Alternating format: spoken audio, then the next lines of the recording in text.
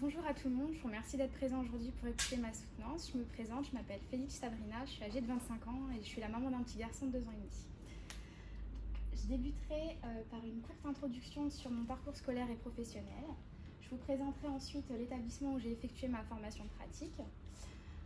S'en suivra la présentation des missions que j'ai effectuées en tant que secrétaire médicale et assistante médico-administrative sous forme de bloc de compétences. Je vous aborderai les difficultés et les solutions que j'ai rencontrées durant cette année de formation. Je dresserai une petite conclusion et j'adresserai les remerciements aux personnes concernées. Donc pour commencer, j'ai eu mon baccalauréat littéraire en 2014, à la suite de quoi, désireuse d'entrer dans la vie active, j'ai travaillé pour la commune de Noisy-Grand en tant qu'animatrice de centre de loisirs pendant près de 3 ans. Craintive quant aux débouchés que pouvait offrir ce métier, j'ai décidé de me tourner vers le monde du paramédical, offrant un large panel de professions et une sécurité d'emploi. Donc j'ai tenté et obtenu le concours d'entrée en IFSI que j'ai obtenu. J'ai effectué mes 6 premiers mois de formation au CHU Henri Mondor à Créteil. Malheureusement, ou heureusement puis-je dire, j'ai appris que j'allais être maman. Donc j'ai interrompu ma scolarité parce que je ne me voyais pas fournir l'investissement nécessaire à la réussite de mon année. Donc je me suis occupée de mon fils pendant près de 18 mois. J'ai ressenti par la suite le besoin de m'accomplir professionnellement parlant, donc j'ai voulu me rediriger vers le monde du médical, mais je ne me voyais pas retourner dans mon ancien cursus et effectuer 3 années d'études acharnées. C'est pourquoi j'ai cherché une formation. Je me suis tournée vers Avis parce que j'avais vu de très bons avis positifs sur Google. Et j'ai vu que le placement était garanti et le fait qu'elle proposait une formation en alternance, c'est ce qui me plaisait le plus. Donc c'est au cabinet dentaire du Bois, situé aux 2 places Moreau-David, que j'ai effectué ma formation pratique. Il fut racheté et rénové par mon tuteur et mon patron, le docteur Danan Igal, en 2002. Pour s'y rendre au cabinet, vous pouvez y avoir accès avec l'autoroute A4, le RER A, le bus 210. Mon trajet à moi était d'environ une moyenne de 40 minutes. Je prenais pour moyen de locomotion mon véhicule pour les jours à faible trafic et les transports en commun lorsque c'était un peu plus rempli.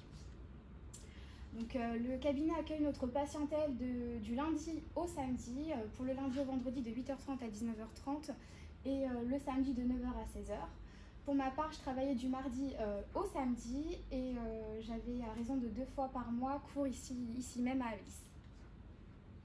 Le cabinet est constitué de 9 salles de soins, de 2 salles d'imagerie et de stérilisation, d'un bloc opératoire, de 3 salles d'attente, de 2 espaces d'accueil et d'un secrétariat. Ici l'organigramme du cabinet dentaire. Donc vous pouvez voir à la tête de l'organigramme le docteur Danan et sa femme, le docteur Toiti, qui est parodontiste. Ils sont entourés de 9 collaborateurs travaillant en libéral, 8 assistantes dentaires et 3 secrétaires, dont moi ici présente. Donc la diversité des soins que propose le cabinet dentaire fait qu'on a une prise en charge globale de la santé bucco-dentaire de nos patients, allant de l'orthodontie, des prothèses, des blanchiments, de la pédodontie, de la parodontie pour le traitement des gencives et de l'endodontie pour le traitement des racines. Le cabinet dentaire propose également des soins, des chirurgies assez spécifiques, comme de l'implantologie, des compléments de sinus et l'extraction des 4 dents de sagesse qui se déroule à la clinique Armand Briard en externe, mais dont la prise de rendez-vous dépend de notre secrétariat. Ici, un graphique représentatif du flux hebdomadaire des patients pour 4 spécialités. Je n'ai pas pu tous les regrouper, c'est pour ça que j'en ai mis 4. Vous pouvez voir qu'en bleu, c'est le docteur Danan qui accueille le plus de patients, puisque c'est celui qui propose les soins les plus divers, allant des résections apicales, des frénectomies, des chirurgies implantaires. Comme vous pourrez le constater également, l'orthodontie et la parodontie ont un grand flux de patients les mercredis, puisqu'ils accueillent du coup les enfants et qui ne vont pas à l'école pour la plupart. Et enfin, l'endodontie, ne soyez pas effrayés, elle a peu de patients endodontistes du cabinet, car elle prodigue des soins assez longs d'une durée de 1h30 à 2h en fonction de la difficulté des dents à traiter. Donc je vais aborder dans un premier temps mes missions en tant que secrétaire médicale. Pour le bloc 1, donc à mon arrivée au cabinet, je salue l'ensemble du personnel, je mets en marche les logiciels et les ordinateurs. J'édite à partir de ces derniers les plannings que je dépose sur le bureau des médecins, sur le mien et à portée de vue des assistantes en salle de stérilisation.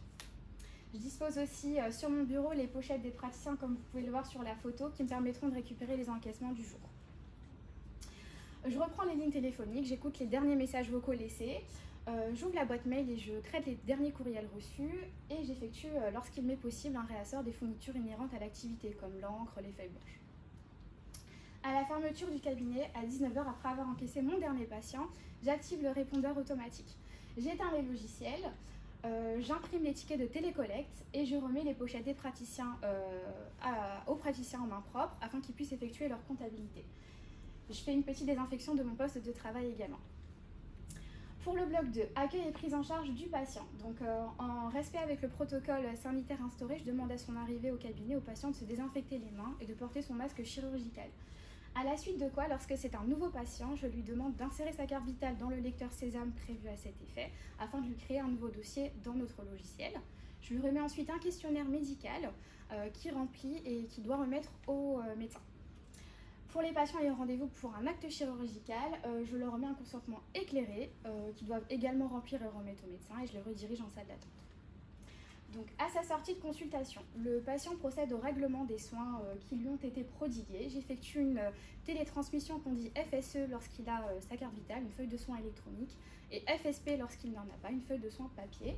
S'il y a des dépassements d'honoraires, je lui remets une facture acquittée et je lui propose de reprendre des rendez-vous. Je lui remets des documents qui lui auront été préparés, des ordonnances ou devis. Pour l'accueil téléphonique, non des moindres, on recevait énormément d'appels. Pour la plupart, ils ont pour objet la prise de rendez-vous, leur annulation ou leur report. Également, les patients nous appellent assez régulièrement pour récupérer tout type de documents, que ce soit des factures, des ordonnances, des devis. Donc je procède à leur envoi par mail ou par courrier. Ils nous appellent pour prendre des informations. Lorsqu'il m'est possible, je les renseigne. Lorsque je ne suis pas en capacité de les renseigner, je transfère l'appel au médecin s'il n'est pas occupé. Sinon, je saisis le message pour appeler le patient plus tard. Concernant le bloc 3, création et mise à jour du dossier patient. Donc, comme je vous l'ai dit, la création du dossier patient, excusez-moi, peut-être que je ne vous l'ai pas dit, mais du coup je vais le dire, la création du dossier patient s'effectue uniquement sur le logiciel Visiodent. Donc, à son arrivée, pour les nouveaux patients, je lui demande d'insérer sa carte vitale dans le lecteur, à la suite de quoi je lui demande les informations relatives à son identité, son nom, son prénom, son adresse, son numéro de téléphone. Pour les patients ayant déjà un dossier chez nous, je vérifie et je mets à jour les informations que j'ai en ma possession. Il m'est également possible, avec la lecture de la carte vitale, d'avoir une visibilité sur les droits en cours dont dispose le patient et de faire en fonction de ses droits, s'il a la CMU, une ALD ou une maternité, varier le montant total des soins et lui permettre une exonération de la part obligatoire et du ticket modérateur. Je vais pouvoir également transférer tous les documents relatifs au suivi du patient, que ce soit des comptes rendus, des bilans sanguins, directement dans le dossier. Je vais être amenée parfois, lorsqu'il me l'est demandé par le médecin, de codifier et de saisir des actes médicaux et des devis. Pour le bloc 4, réalisation de tâches administratives diverses. Donc comme dit précédemment, j'envoie tout au long de la journée divers documents aux patients par mail ou par courrier. Pour la confection de nos prothèses, nous travaillons avec plusieurs laboratoires, comme ceux ici cités. Donc je vais être chargée d'appeler les laboratoires pour demander à ce que un de leurs coussiers passe pour récupérer les empreintes qui auront été faites au préalable. Je vais également devoir, en cas de retard de confection, contacter les patients pour les informer du retard et de leur reporter leur rendez-vous à une date ultérieure. Je vais également, pour l'agenda Visiodent, procéder à l'envoi de messages de rappel automatique pour éviter du coup des créneaux vides et proposer ces créneaux à des urgences potentielles. Pour Doctolib, tout est fait de façon automatique. Je suis aussi en charge de la gestion du courrier. Donc le matin, le facteur nous dépose le courrier. Lorsque les médecins sont là, je le remets directement en main propre. Lorsqu'ils ne sont pas là, je les dépose dans les bannettes qu'ils ont attitrées où ils pourront récupérer le courrier. Je suis également responsable de la traçabilité d'implantologie. Lorsqu'un implant est posé en bouche, je vais devoir remplir le document que vous voyez ici, sur lequel j'appose l'identité du patient, celui du docteur qui a prodigué la pose de l'implant, de son assistante et tout ce qui est en rapport avec la référence de l'implant, le diamètre, la longueur, la position. Passons du coup à la deuxième partie pour mes missions en tant qu'assistante médico-administrative. Donc je vais préparer chaque mois en avance le planning de présence de l'ensemble du membre du personnel. Pour ce faire, je vais m'appuyer pour les médecins sur les agendas Doctolib et Visiodent, les agendas des assistantes dentaires et les nôtres. Je vais du coup saisir informatiquement toutes ces informations sur le logiciel Word et à la suite de ça, un ajustement pourra être fait sur l'ensemble des emplois du temps en cas de sous-sureffectif. Dès lors qu'un nouveau praticien intègre notre cabinet, je vais devoir contacter les services Visiodent et Doctolib Pro afin de leur générer un nouvel agenda. Et je vais aussi, du coup, par la suite, devoir paramétrer les plannings en fonction de leur disponibilité. Et je vais aussi devoir contacter également Amélie Pro afin de leur créer une adresse mail santé. Alors, dans le but d'améliorer du coup la prise en charge et l'efficacité tout au long de la journée pour notre patientèle, j'ai élaboré une matrice de justificatif médical, ce qui du coup a été plus rapide dans la journée pour gérer. Excusez-moi, j'ai perdu mes mots. Je vais également créer et commander des cartes de visite personnalisées pour l'ensemble des praticiens que je vais commander après validation concernant l'esthétisme de la carte. Et je vais aussi être amenée à rédiger des notes d'information, des fiches mémotechniques qui vont nous permettre du coup de savoir mieux utiliser les logiciels que nous avons à disposition. J'ai aussi été amenée à participer au recrutement du nouvel apprenti secrétaire médical. Donc, dans un premier temps, j'ai effectué une présélection téléphonique durant laquelle il m'a été demandé d'évaluer la communication verbale de la secrétaire médicale que j'avais, la future secrétaire médicale que j'avais au téléphone. J'ai ensuite édité son CV, je l'ai remis au docteur Danon, à la suite de quoi, le CV lui plaisant, il m'a demandé de lui proposer un rendez-vous pour un entretien physique. Donc, lors de cet entretien physique, j'ai dû l'accueillir, la rediriger vers le cabinet dentaire, vers le cabinet du docteur, pardon. Le docteur a bien plu, l'échange qu'elle a eu avec le docteur a été assez positif et concluant. Il lui a donc proposé d'effectuer une demi-journée d'observation. À la suite de quoi il m'a demandé, il est venu recueillir mon avis et m'a demandé est-ce que je jugeais que du moins ce qui paraissait de son savoir-être pouvait être favorable à son placement chez nous. Et enfin, lorsque tout fut concret, j'ai été responsable de son envoi de son contrat ici à Avis. J'ai également, comme étudié lors des cours avec le professeur Alain Gaz, pu participer à une période de tutorat. Donc à son arrivée, c'était Amina l'apprenante, à son arrivée, je lui ai présenté l'ensemble du cabinet et du personnel. Je lui ai ensuite expliqué le fonctionnement d'une journée type. Je lui ai proposé de m'observer, d'écouter mes faits et dires et de surtout pas hésiter si elle avait des questions. Je lui ai ensuite fait faire des petites mises en pratique avec toujours moi à ses côtés pour rectifier et contrôler en cas d'erreur. Et enfin, avec le temps et la pratique, elle a acquis une totale autonomie, ce qui a fait que j'ai pu tout lui déléguer. J'ai quand même travaillé aussi, mais je lui ai délégué quand même une partie. J'ai été aussi amenée à former les nouveaux praticiens et assistantes dentaires au logiciel que nous utilisons. Pardon, excusez-moi.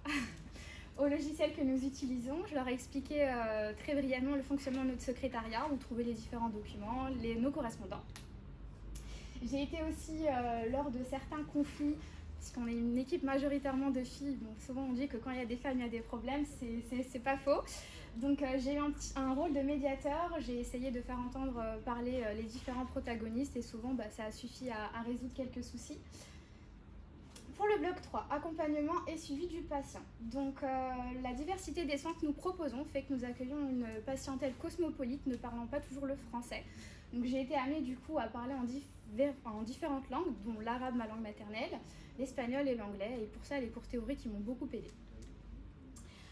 Comme dit précédemment, a lieu dans notre cabinet, du moins en externe à la clinique Armand-Brière, l'extraction des 4 dents de sagesse. Donc c'est pourquoi la prise de rendez-vous s'effectue au sein de notre cabinet. Pour ce faire, je remets au patient un dossier médical, je lui explique les démarches à réaliser et de quoi il est composé. Je contacte ensuite, une fois l'intervention réalisée, le patient pour avoir de ses nouvelles. Je lui transmets les informations post-opératoires. Je lui donne un rendez-vous de contrôle pour l'extraction des fils de suture. Et enfin, je réponds à ses interrogations s'il en a. Il en va de même pour toutes les interventions au sein de notre cabinet. Alors, je vais être aussi responsable de la rédaction de courriers divers pour les patients dont les soins représentent un coût élevé. Je vais leur rédiger un courrier d'adressage préalablement cité par le médecin, accompagné d'une liste exhaustive des centres dentaires vers lesquels ils pourront se rediriger pour une prise en charge totale. En réponse aux demandes de prise en charge des confrères et des consoeurs du docteur Danon, je vais rédiger des comptes rendus que le médecin aura préalablement enregistrés lors d'un vocal. Après vérification, je procède à son envoi par courrier.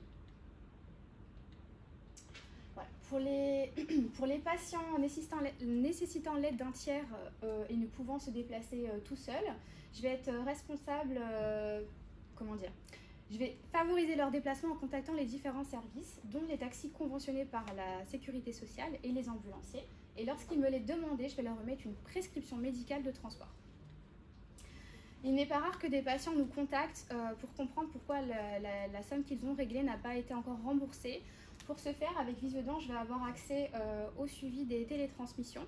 Je vais pouvoir voir si la feuille de soins a été rejetée ou acquittée. Lorsqu'elle est rejetée, souvent c'est qu'il y a un problème de codification des actes. Je vais donc contacter le praticien pour lui demander de voir s'il n'y a pas une modification à faire. Dès lors qu'elle est faite, je contacte du coup le patient pour qu'il repasse au cabinet et qu'on puisse faire une nouvelle FSE, une feuille de soins électronique. Pour la gestion comptable de l'établissement de santé, donc je vais être responsable de la facturation des appareils et des fournitures de l'établissement. Donc nous recevons les factures que par mail ou directement par courrier, je les édite.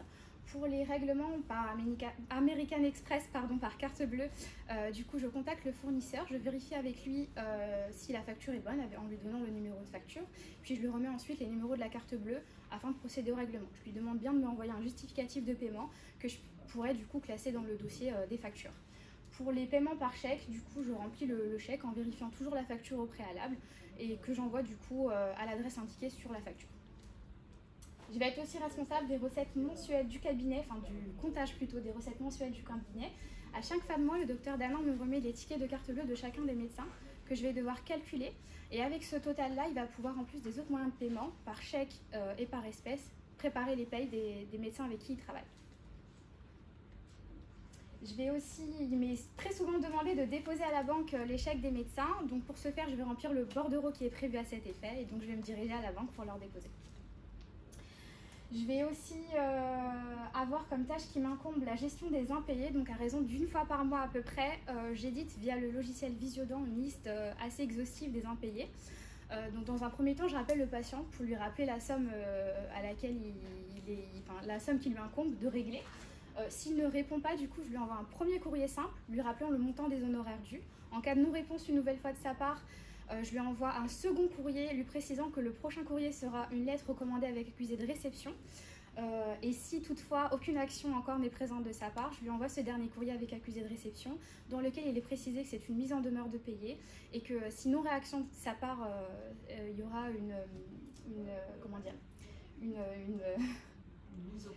voilà, excusez-moi, je vais contacter le tribunal d'instance pour cette mise en demeure. Je suis désolée. Donc comme vous pouvez vous le douter, durant cette année de formation, j'ai rencontré de nombreuses difficultés, dont la première fut la terminologie liée à ma spécialité. J'ai ressenti le besoin de donner une image aux mots que j'employais, donc j'ai demandé lorsque c'était possible d'assister aux soins. Les cours théoriques et mes recherches m'ont permis également d'apprendre un certain nombre de mots. La gestion des urgences fut vraiment quelque chose à part entière, puisque pour nous, toutes les urgences sont des urgences. Dès lors qu'on nous appelle, il faut qu'on trouve un créneau. Mais il a fallu quand même filtrer ces urgences-là, et donc pour ce faire, j'ai dû évaluer le degré de l'urgence via un questionnement. Avez-vous mal? Prenez-vous des médicaments? Depuis combien de temps? Et bloquer des créneaux par avance m'a facilité leur ajout sur l'agenda des médecins, parce qu'ils avaient quand même un planning la plupart du temps déjà bien rempli. La gestion des priorités, donc jongler avec les différentes tâches, c'était une vraie gymnastique dans les débuts. Accueillir un patient entrant, faire régler un sortant, un bourrage papier sur le bureau, c'était très compliqué. Mais avec une bonne organisation, de l'anticipation et toujours à portée de main une to-do list, j'ai pu gérer au mieux mes priorités. Le flux d'appels, malgré que nous possédions 2 standards téléphoniques et que nous soyons 2 secrétaires, moi-même je me suis retrouvée très vite noyée par le flux d'appels très important. Il m'a très vite été demandé d'écourter mes communications et de faire preuve d'un peu moins d'empathie avec les patients. J'ai donc proposé aux patients de le rappeler plus tard lorsqu'il était possible. Et pour Doctolib, vu que c'est possible, je lui ai proposé de prendre librement le rendez-vous. La crise de la Covid-19, comme pour tout le monde je pense, est venue impacter notre quotidien. Donc on a dû adopter une nouvelle gestuelle parce qu'on a un plexiglas plus le masque chirurgical, on était peu audibles. Il nous a fallu faire donc preuve d'une vigilance très accrue, rassurer le patient qui est souvent très anxieux et parfois même en colère, et pallier aux annulations de dernière minute du coup, et faire bien attention à ce que le patient ait un rendez-vous dans les plus brefs délais une fois qu'il s'est remis de cette maladie. En réponse à toutes ces difficultés, observer mes collègues, suivre leurs conseils, Le temps et la pratique m'ont permis du coup d'acquérir en dextérité et en autonomie. Pour conclure, je dirais que cette année fut très intense et formatrice à la fois. J'ai découvert l'une des mille et une facettes du métier de secrétaire médical au travers de l'univers de la dentisterie. C'est un réel coup de cœur pour moi. J'ai apprécié être initiée à cette spécialité avec la fidélisation de la patientèle. On voit souvent les nouveaux patients, maintenant on les appelle même plus par patient tel ou tel, on les appelle par leur nom. Bonjour, comment allez-vous? Ça devient presque une famille. Le contact humain aussi qui m'est si cher. J'ai eu l'occasion de développer de nombreuses compétences, de m'en découvrir certaines que j'avais peut-être ou pas, mais du moins j'en ai gagné. J'ai gagné en assurance puisque j'avais peu confiance en moi au départ. Et malgré ce qui a pu être rédigé dans le rapport, je signe un contrat à durée indéterminée avec le docteur Danon, donc je suis ravie de vous l'annoncer. Alors, en guise de remerciement, je remercie ma famille qui m'a encouragée à redémarrer un cursus scolaire malgré mes appréhensions du fait que j'avais mon bébé que j'ai dû quitter mon enfant. Je remercie le corps professoral administratif d'Avis pour la qualité des cours enseignés, leur bienveillance et leur disponibilité à mon égard. L'équipe d'entretien pour la propreté des locaux dans lesquels nous sommes à raison de 2 fois par mois pour ma part accueillis, et tous ceux que j'aurais oublié de citer, dont je pense le travail n'est vraiment pas des moindres. Le docteur Danon qui m'a accordé toute sa confiance et m'a permis d'être secrétaire médicale dans son cabinet. L'ensemble de l'équipe du cabinet qui m'ont accueilli avec beaucoup de chaleur et ont toujours veillé à répondre à mes interrogations. Et ma collègue et amie secrétaire médicale Auréline, parce que dans les moments de doute, elle était l'épaule sur laquelle j'ai pu me reposer. Voilà. Et je vous remercie de votre attention et j'espère que c'était pas trop ennuyant de m'écouter.